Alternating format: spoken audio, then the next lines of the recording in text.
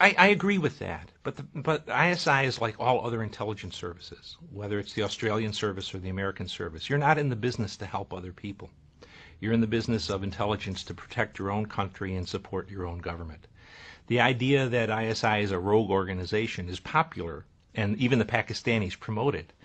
But having worked with them for the better part of 20 years, they're a very disciplined, very able intelligence service. As I said, Pakistan doesn't leave the area when we do. They have to stay there and try to stabilize things in their own country. To do that, they believe at least, they have to help reestablish an Islamic country in Afghanistan, an Islamic government.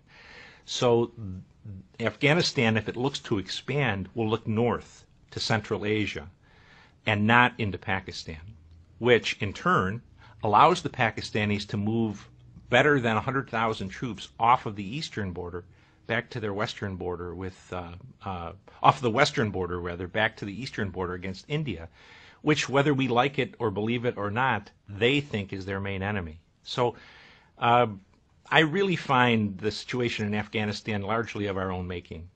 And the Pakistanis will support an Islamic government in Kabul because that's their best interest.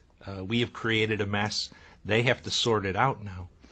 And it's really a disastrous situation for the United States, at least, because the American people, I think, are going to believe bin Laden's dead, we're leaving Afghanistan, the problem is over. But if you look at it objectively, Al-Qaeda is now has 6 different operational platforms, where at 2001 it only had 1. And so we're much worse off.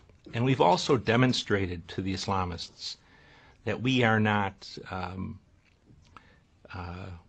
it's an old-fashioned word, but we're not manly. But the enemy loses hundreds a week, and we, a country, a superpower of 300 million people, cannot tolerate the loss of 160 people a year. It's a bad example to set for an enemy who is willing to expend enormous numbers of lives.